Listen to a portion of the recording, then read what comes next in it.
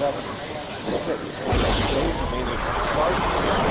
start, 2, 1, booster ignition, and liftoff of the Space Shuttle Discovery, returning to the space station, paving the way for future missions beyond.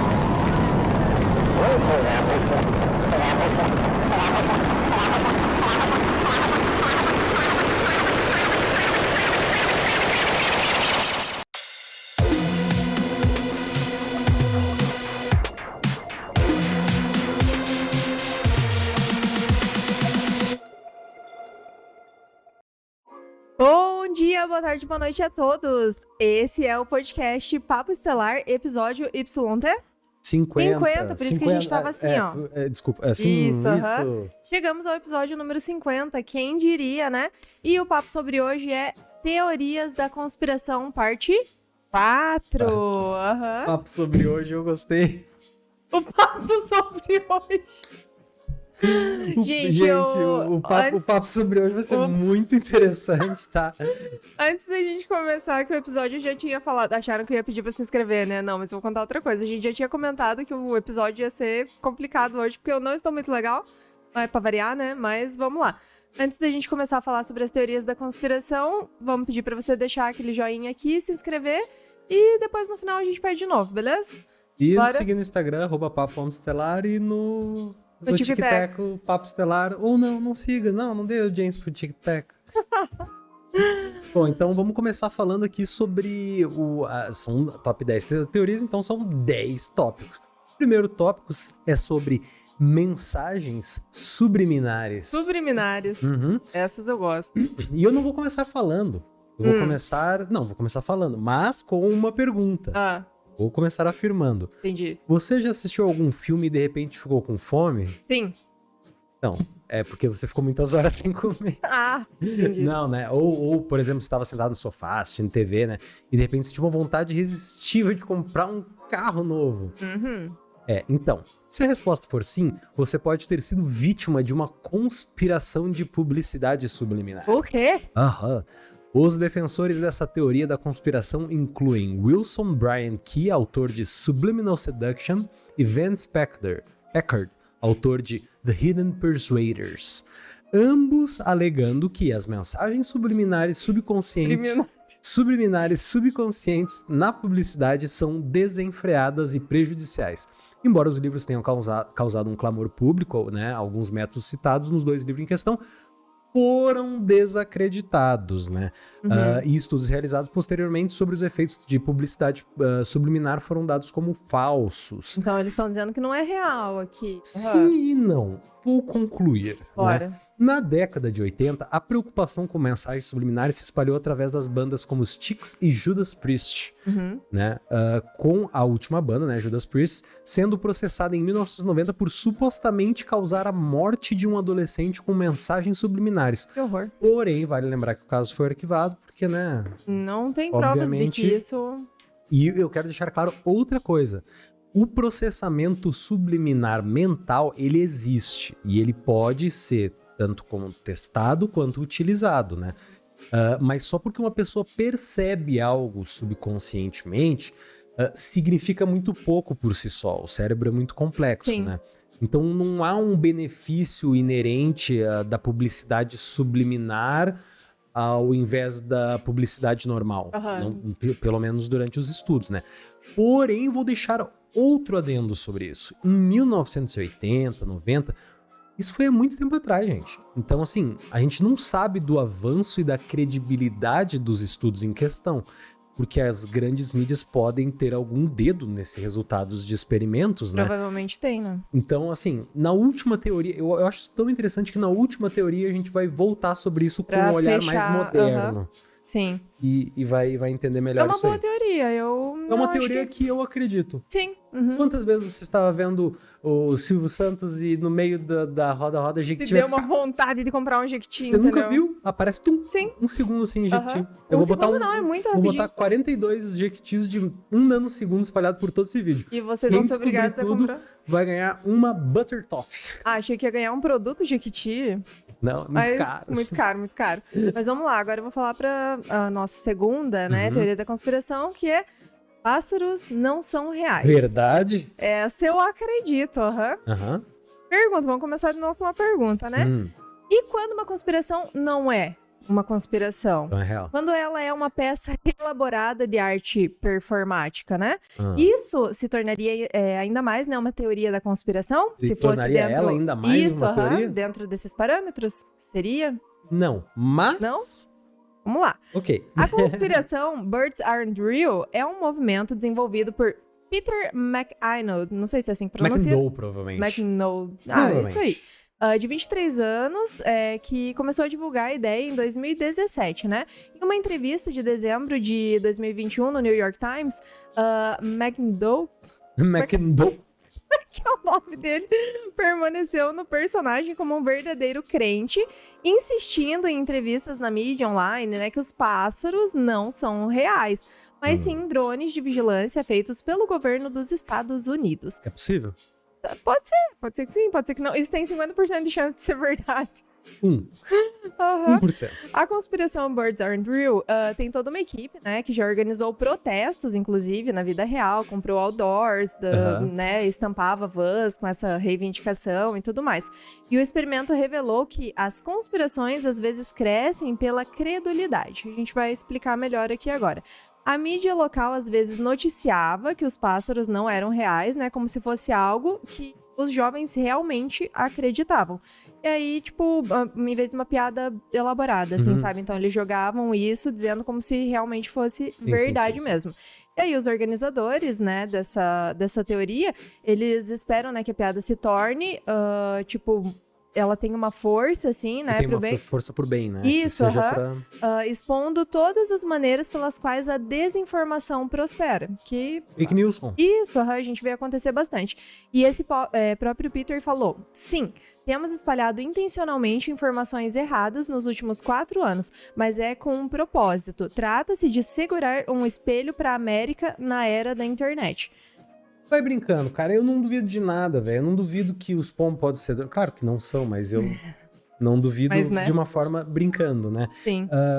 Mas assim, se a gente for acreditar em todas as teorias que a gente lê por aí, semana passada mesmo eu li uma teoria que parece que a terceira guerra mundial ia ser causada por um cara chamado Gambetta. Gambetta! Gambetta! O que é isso, Gambetta? Gambetta é... Gambetta, grande Gambetta. Quem não conhece Gambetta, só põe Gambetta no YouTube. Gambetta, né? Você vai ver como é que foi iniciada a Terceira Guerra. E vamos agora para a terceira, não guerra, mas a terceira teoria, né? A Terra foi sugada por um buraco negro em 2012. Em 2012 eu senti um chaculejo, assim Como que eu não mesmo. vi? Chaculejo. Não vi. Não vi isso aí acontecendo. Não vi, né? Tristes notícias, pessoal. O mundo acabou em 2012. Obrigado por assistir Obrigado por assistir esse vídeo. Fiquem bem. Né? E, no caso, a teoria seria que o mundo acabou em 2012, quando o CERN, né, que é o maior laboratório de física de partículas do mundo e que é utilizado para estudar bases constituintes da matéria, né, descobriu o bóson de Higgs, também conhecido como partícula de Deus, né, e acidentalmente criou um buraco negro que sugou a Terra para dentro dele. Potente? E supostamente ainda não percebemos. Tamo com delay, tamo com lag. Bom, assim, gente, não é muito provável que tenhamos sido sugados para uma realidade alternativa de buraco negro, já que o CERN não tem a capacidade de produzir uma quantidade de energia, né, necessária para criar um buraco negro. Mas essa não é a única teoria da conspiração em torno da Organização Europeia, né, para pesquisa nuclear. O CERN, na realidade, está planejando usar o grande colisor de hadrons para abrir um portal para o inferno. O quê? E nem no Doom. Yes! Meu sonho vai se realizar. Né? Ou pelo menos, né, que o Collider seja um dos 7 selos do Apocalipse, né? Tem toda essa fita que também. também né? desencadearia o inferno na Terra, bibi, né? Então, assim, a sigla CERN, além de uma estátua de Shiva, ter a empresa... O CERN, o local onde ele se encontra, além de ter uma estátua de Shiva do lado de fora da instalação, levou as pessoas a especular que os cientistas do CERN estão realmente tentando invocar um deus ou uma divindade indiana, né, que seria Shiva ou Outras teorias que creem mais é que seria um tal de Cernunnos, né? Uma divindade celta que vigia o submundo. E há ainda umas teorias que dizem que o CERN está realmente tentando acessar diferentes linhas do tempo e experimentando viagens no tempo. Eu acho que talvez eles estejam tentando fazer alguma coisa assim mesmo, mas... Eu acho que com isso aqui não. Talvez com uma outra tecnologia que a gente não conheça daqui a uns anos. Talvez, assim, mas eu acho que a gente tá muito engatinhando, Mas é um assim, lance ainda. tecnológico espiritual, não é só um lance de girar partícula, criar Aham, matéria, sim. explodir coisa. Não, é mais complexo. É outra vibe. Uhum. Mas vamos para a nossa quarta teoria de hoje. Antes de você começar a falar dessa quarta teoria, essa quarta teoria, quando eu comecei a ler sobre ela, eu fiquei bem inclinado a acreditar nela. Então, essa Eu achei muito interessante. até faz um sentido. A gente vai contar aqui pra vocês e aí vocês contam aqui nos comentários se vocês botam uma fé nessa daqui ou não. A pessoa nos comentários, é verdade, eu era um navio. É verdade, eu era um navio, aham. A quarta teoria é: o Titanic foi afundado propositalmente? Vamos descobrir, né? Alguns teóricos, ou não vamos descobrir não, porque a gente não tem como saber, entendeu? Nós vamos falar sobre a teoria aqui no caso. Alguns teóricos da conspiração acreditam que o Titanic foi afundado de propósito para eliminar os opositores à criação do Banco da Reserva Federal. Alguns dos homens mais ricos do mundo estavam a bordo do Titanic para sua viagem inaugural, vários dos quais incluindo John Jacob Astor, o quarto, né, no caso, Benjamin Guggenheim e Isidor Straus. Eles eram supostamente contra a criação do Banco Central americano. E todos os 3 homens morreram durante esse naufrágio, né, no caso. E teóricos da conspiração sugerem que JP Morgan, o lendário financista, né, que montou a firma de investimentos bancários que ainda hoje leva o seu nome, fez com que os homens embarcassem no navio e depois o afundassem para eliminar todo mundo, né, que estava ali. E aí Morgan, apelidado de Napoleão de Wall Street, né, tinha ajudado a criar a General Electric, US Steel e International Harvester e foi creditado como sendo responsável por salvar o sistema bancário. O pilar. Isso, por salvar o sistema bancário americano, né, durante o pânico financeiro de 1907. E Morgan colaborou com a criação da Reserva, né, Federal e era proprietário da International Mercantile Marine, que possuía a White Star Line. Portanto, ele seria o dono do Titanic. Será, velho? Diz que é, né? Eu não sei. Morgan, que comparecera ao lançamento do Titanic em 1911, tinha uma suíte pessoal, né, a bordo do navio, com seu próprio convés de passeio privado e tal. Banheiro equipado com nada menos que porta-charutos, né, especialmente projetados, né, pra ele. E... Uau!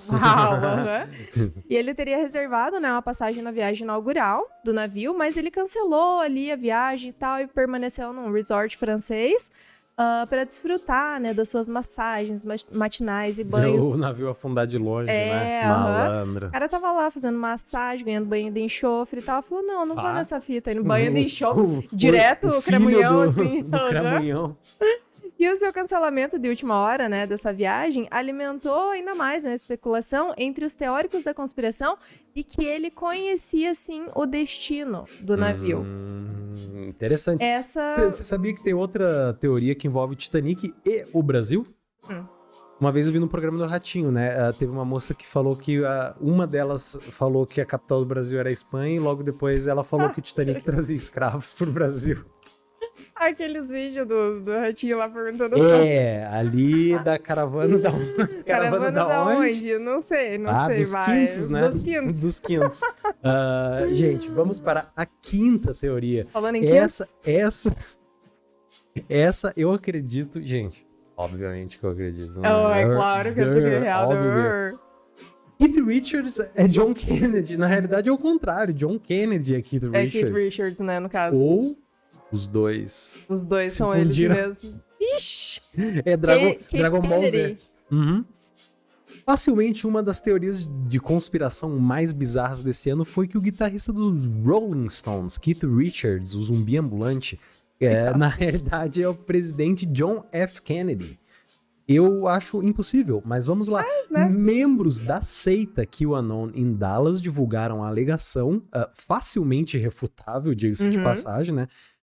Que eles acreditavam que JFK Jr. se revelaria no Dealey Plaza no início deste ano.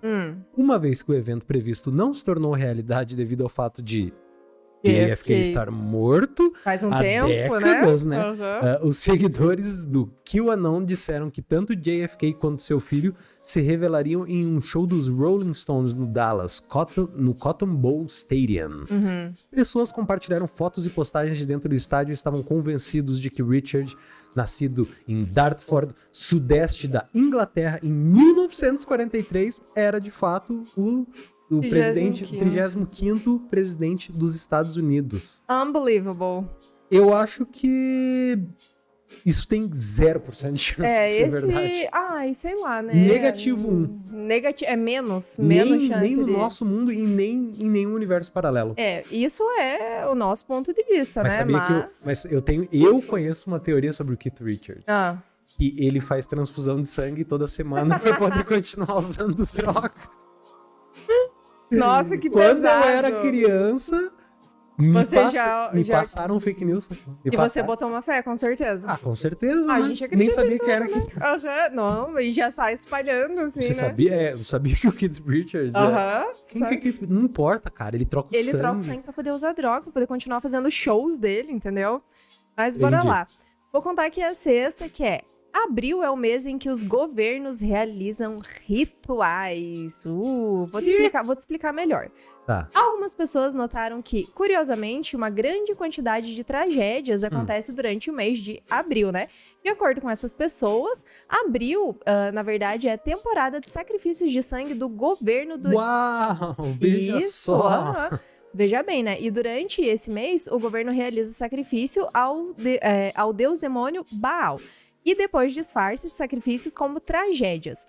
Como muitas tragédias tendem a acontecer na mesma época, em meados de abril, até a CNN, né, publicou um artigo questionando essa coincidência trágica e inexplicável.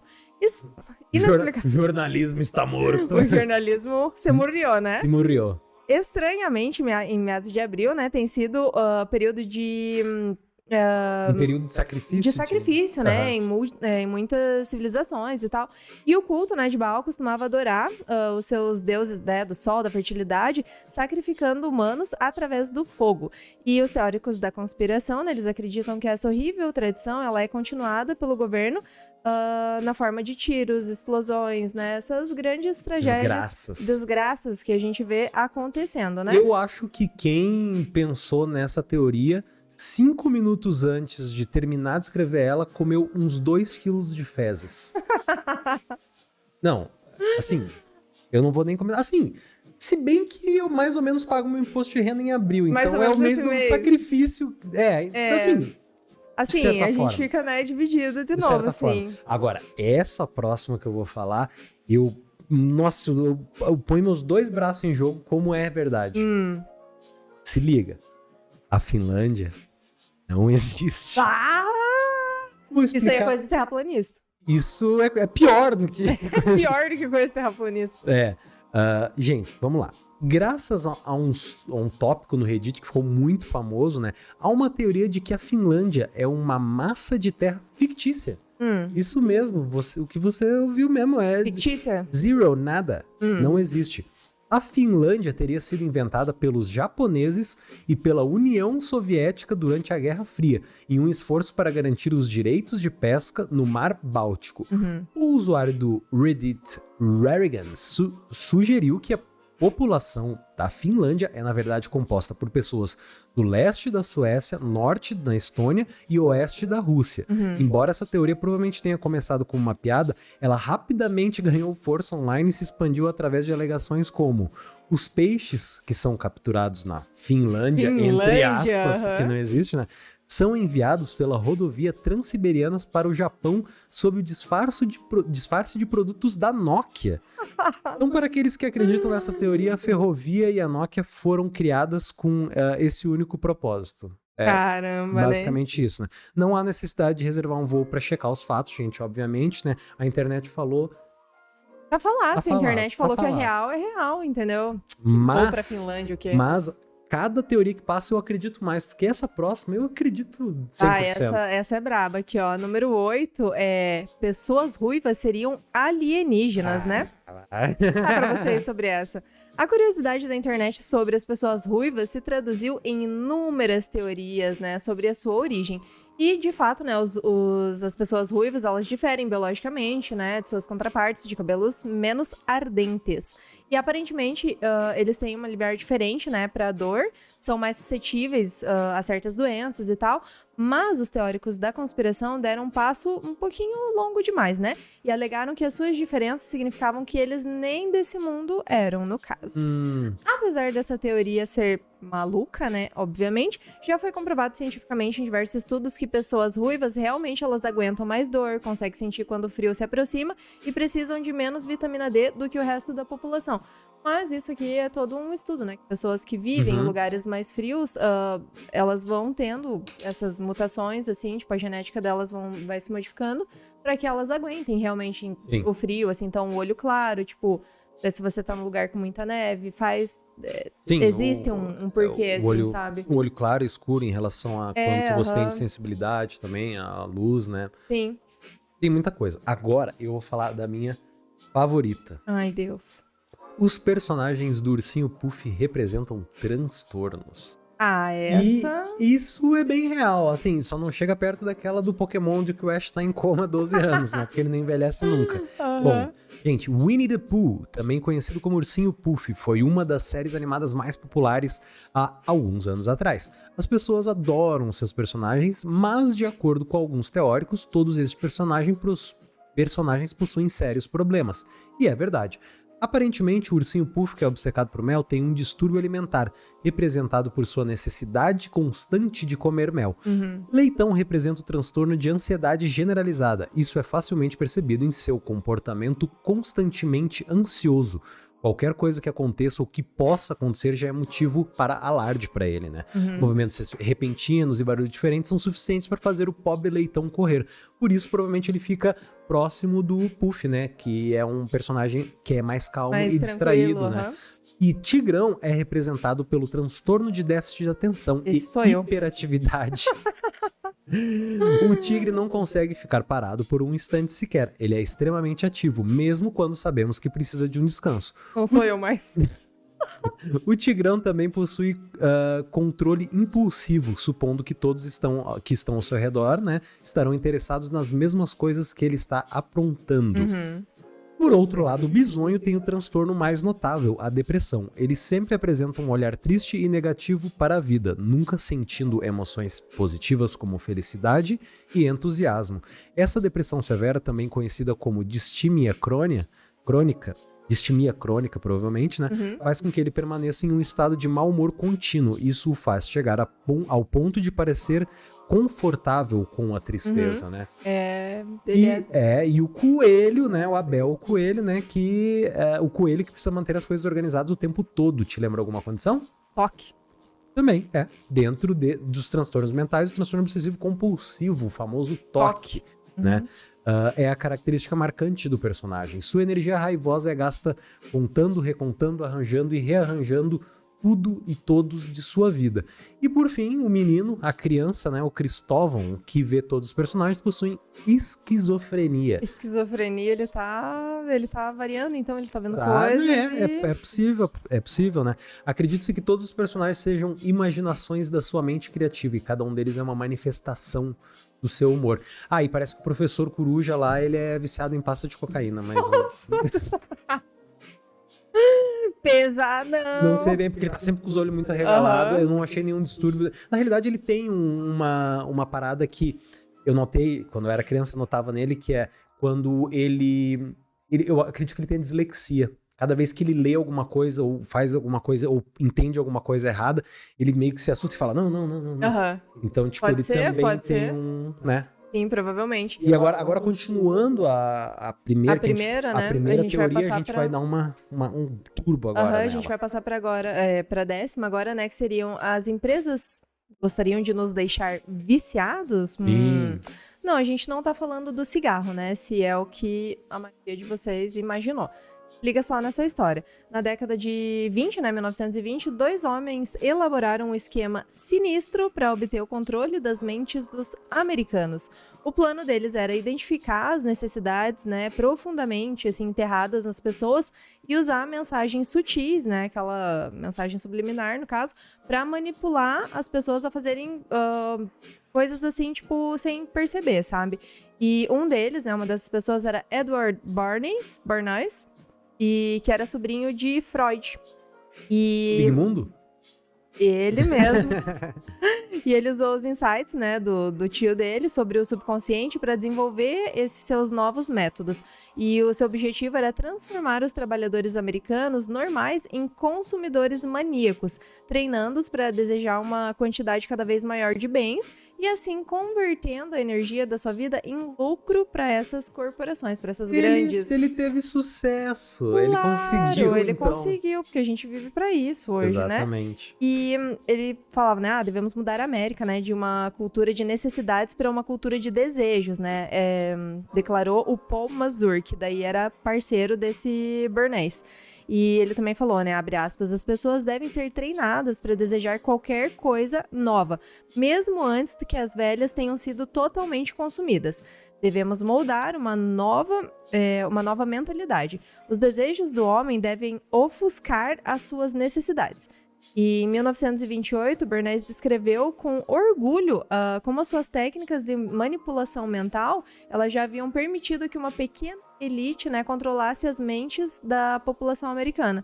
E aí também, abre aspas, né, ele falando aqui, a manipulação consciente e inteligente dos hábitos organizados e das opiniões das massas é um elemento importante na sociedade democrática. Aqueles que manipulam esse mecanismo invisível da sociedade constituem um governo invisível que é o verdadeiro poder governante deste país. E então, né, nós somos governados, as nossas mentes moldadas, os nossos gostos, eles são formados, as nossas ideias, elas são sugeridas, são colocadas dentro das nossas cabeças, né?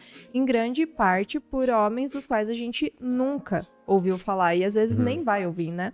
Então, em quase todos os atos de nossas vidas diárias, somos dominados pelo número relativamente pequeno de pessoas que puxam os fios que controlam a mente do público, né? Os famosos puppets, as marionetes. Assim, eu acho isso possível, sabe por quê? Esses dias atrás eu liguei a televisão na parte da manhã sem querer, tava passando o encontro e, obviamente, no meio do programa tinha alguma mensagem subliminar, porque eu fiquei com vontade de arrancar meus olhos, quebrar a TV, comprar uma nova. Não, tô brincando, gente. É que eu não gosto muito desse tipo de programa. Eu acho uma perda de tempo. A gente não assiste mais TV há um bom tempo. Não, mas é brincadeira, gente. Não tem nada de errado com a... que eu saiba. Tudo certo com o encontro. Tirar o meu fora. Tirar o meu fora. Gente, mas é basicamente isso. São mais 10 teorias mirabolantes, né? E eu vou mandar aquele... Lesumation Resumation. Lesumation Res? É difícil de falar, viu? Ainda mais então, hoje. Vamos lá. Deixa eu esquentar minha mão pra falar mais rápido. Vai, põe energia. Hoje falamos sobre muitas loucuras, como mensagens subliminares, se inscrevam. Falamos também sobre a teoria que os pássaros na realidade são drones e que a Terra, desde 2012, se encontra em um buraco negro por conta do colisor de partículas CERN. JP Morgan afundou o Titanic para criar o Banco da Reserva Natural. Abriu ao mês de sacrifício dos governos, o que é mentira. Isso é todo mês antes de Cristo já acontece, então... Já vem lá de trás. JFK virou o Guita dos Pedras Rolantes. O Guita. A Finlândia? Que Finlândia? Nem existe. É verdade esse bilhete, gente. Ruivos são, na realidade, alienígenas. Os personagens de Ursinho Puff precisam agendar uma consulta imediatamente e as empresas querem nos deixar viciados em tudo, ao tempo todo, em todo lugar. Compre batom. Lembra dessa propaganda? Eu lembro. Nossa, dói demais. Então, gente, espero que vocês tenham gostado do episódio, né? Não esqueçam de se inscrever, deixar o seu like. Deixa um comentário aqui pra gente, né? Nem que seja Aham. um palavrãozinho. Não. Não tão baixo calão. Mas, apoia o canal, ajuda a gente a crescer, assim, bum, entendeu? Pode comentar. Bum, pode comentar. E se inscrevam, já se inscrevam, deixa o like, sigam Segue o no... The Gogs. Segue o The Gogs. The Gogs também tá aqui hoje de novo, né? O terceiro episódio que ele tá gravando pessoalmente aqui com a gente, o nosso ET de Varginha. ETzinho pessoal de bolso, Pocket. Isso, um Pocket né? ET. E também sigam @papo.estelar no Instagram e no TikTok, azar. E o que a gente vai falar no próximo episódio, A amanhã? gente vai falar sobre Orbs. É muito Adoro legal. a música dele. Orbs? Roy Orbison. Não conheço. Eu não conheço. É o Pretty Woman. Pretty Woman. Pretty É Woman. o Roy Orbison. Não, gente. Entendi. Vamos falar sobre orbes, Os Amandinha. Orbs, O que são, o que eles representam. Aquelas luzinhas que você vê assim, passando. Pode ser. Qual é que é? Daniel tem umas histórias loucas Como é que é? com Orb, né? Nossa, eu vejo muito orb. Quando o escritório era lá embaixo, assim, você viu aquele... Bah! Parecia que passou empinando moto, fumando um cigarrinho ali pela janela. Fazia até barulhinho. Só faltou fazer barulho, velho. E muito a gente doido. tem visto bastante, né? Tem épocas, assim, Por tem conta épocas... da miopia. Isso também, né? Estigmatismo, aham. Uhum. Mas tem épocas que a gente vê um pouco mais, épocas que a gente tá meio... Tem épocas que a gente fica de cara, a gente tá parado quando vê o que foi aquilo. Acabou de passar. Sim, e às vezes os gatos, tipo, dão uma olhada, assim, também é muito Eu sempre louco, olho muito pro louco. orb, daí eu E olho eles já pro dão uma olhada gato. pro gato, assim, pra né? ver. Aham. Só pra confirmar, né? Porque vai que é Exatamente. loucura nossa também. Exatamente. Então, pessoal, semana que vem o papo será sobre orbs. Vamos falar mais ou menos o que eles são, o que eles podem vir a ser. Eles, assim, Já se a gente- foram na concepção de muita gente Aham. antiga. Isso é Sim. muito interessante, né? Passado, presente, futuro dessa história. E nos vemos no próximo episódio. E...